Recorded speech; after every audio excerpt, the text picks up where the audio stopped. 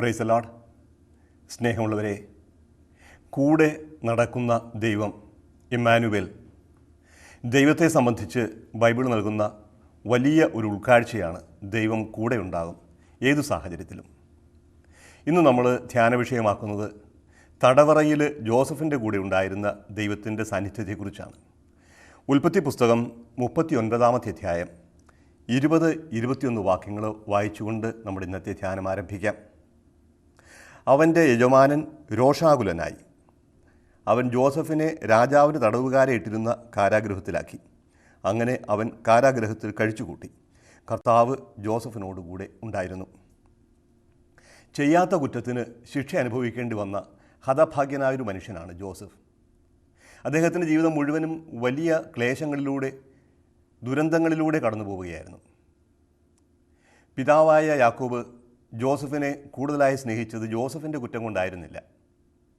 യാക്കോബിൻ്റെ ഇഷ്ടപത്നിയായിരുന്നു റാഹേൽ.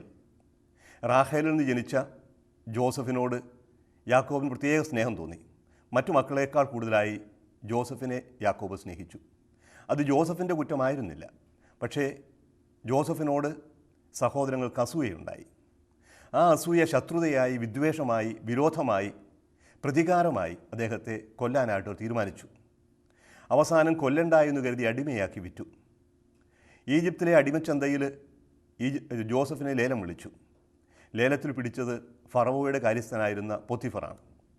പൊത്തിഫറിൻ്റെ വീട്ടിൽ ജോസഫ് സർവാധിപനായി, കാര്യക്കാരനായി, കാര്യസ്ഥനായി ജോലി ചെയ്തു. വിശ്വസ്തനായിരുന്നു ജോസഫ്. പക്ഷേ ജോസഫിൻ്റെ സൗന്ദര്യത്തിൽ ആകൃഷ്ടയായ പൊത്തിഫറിൻ്റെ ഭാര്യ ജോസഫിനെ തെറ്റായ പ്രവർത്തനങ്ങൾക്ക് പ്രേരിപ്പിച്ചു. പക്ഷേ ജോസഫ് അതിന് വഴങ്ങിയില്ല.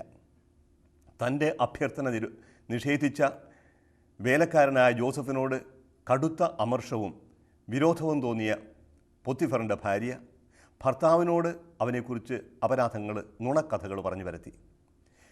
അതെല്ലാം വിശ്വസിച്ച പൊത്തിഫർ ജോസഫിനെ തടവറയിലാക്കി. ചെയ്യാത്ത കുറ്റത്തിന് തടവറയിലായ ജോസഫ്. തൻ്റെ നിരപരാധിത്വം തെളിയിക്കാൻ ജോസഫിന് ഒരു മാർഗവും ഉണ്ടായിരുന്നില്ല. ഇതുപോലെ പലപ്പോഴും സംഭവിക്കാൻ ജീവിതത്തിൽ നീതി മാത്രം പ്രവർത്തിക്കുകയും നന്മ മാത്രം ആഗ്രഹിക്കുകയും ചെയ്യുന്ന വ്യക്തികൾ, നിരപരാധരായ വ്യക്തികൾ കുറ്റാരോപണങ്ങൾക്ക് വിധേയരായി തീർന്നു വരും. ചെയ്യാത്ത കുറ്റങ്ങൾ അടിച്ചേൽപ്പിച്ച് കള്ളസാക്ഷികളുടെ സഹായത്തോടുകൂടി തടവറയിലാകുന്ന സാഹചര്യങ്ങളും ഉണ്ടാവും. മറ്റുള്ളവരുടെ മുഖത്ത് നോക്കാൻ പറ്റാത്ത വിധത്തിൽ ലജ്ജ അവരെ ആവരണം ചെയ്തെന്ന് വരും. കാരണം കുറ്റം ചെയ്തിട്ടില്ല എങ്കിലും താൻ കുറ്റവാളിയാണെന്ന് എല്ലാവരും കരുതുന്നത് കൊണ്ട്. ഈ സാഹചര്യത്തിൽ പലപ്പോഴും ചോദിച്ചു പോകും, എന്തേ ദൈവം ഇപ്രകാരം എന്നോട് ചെയ്യുന്നു? എന്തേ എൻ്റെ ജീവിതത്തിൽ ഇങ്ങനെയുള്ള ദുരന്തങ്ങൾ ഒന്നിനു പുറകെ ഒന്നായിട്ട് ആഞ്ഞടിക്കുന്നു? യാതൊരു തെറ്റും ചെയ്യാത്ത എന്നെ എന്തുകൊണ്ട് എല്ലാവരും കുറ്റക്കാരായി വിധിക്കുന്നു? അതിനേക്കാൾ കൂടുതലായിട്ട് എന്തുകൊണ്ട് ദൈവം ഇത് അനുവദിക്കുന്നു? ഇതാണ് പലപ്പോഴും മനസ്സിലാക്കാൻ ബുദ്ധിമുട്ടുള്ള പ്രശ്നം.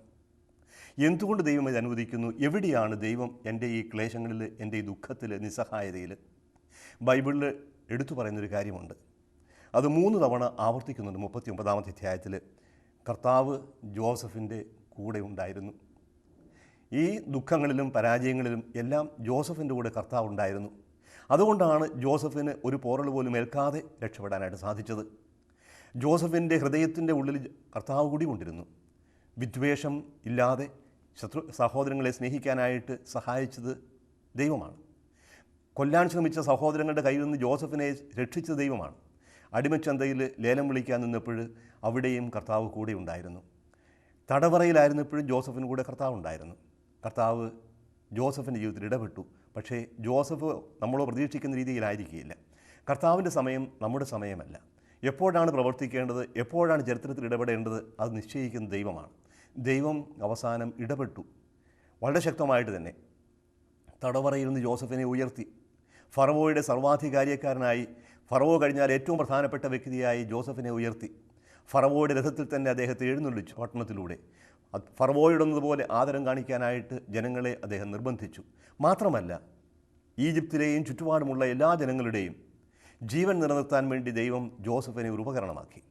അടിമയാക്കി വിറ്റ സഹോദരങ്ങളുടെ സ്വാതന്ത്ര്യത്തിന്, തന്നെ കൊല്ലാൻ ശ്രമിച്ച സഹോദരങ്ങളുടെ ജീവൻ നിലനിർത്തുന്നതിന് ജോസഫിനെ ദൈവം ഉപകരണമാക്കി. ഇവിടെയെല്ലാം കർത്താവ് കൂടെ ഉണ്ടായിരുന്നു. അപ്പം നമുക്ക് മനസ്സിലാകാൻ പറ്റാത്ത സാഹചര്യങ്ങൾ, ജീവിത ചുറ്റുപാടുകൾ നമുക്കുണ്ടാവും. ക്ലേശങ്ങളും കഷ്ടങ്ങളും നഷ്ടങ്ങളുമൊക്കെ ഉണ്ടാകുമ്പോൾ ദൈവത്തെ ശപിക്കുകയോ ചോദ്യം ചെയ്യുകയോ ചെയ്യാതെ എന്താണ് ദൈവം എന്നിൽ ഇന്ന് പ്രതീക്ഷിക്കുന്നതെന്ന് അന്വേഷിക്കുക.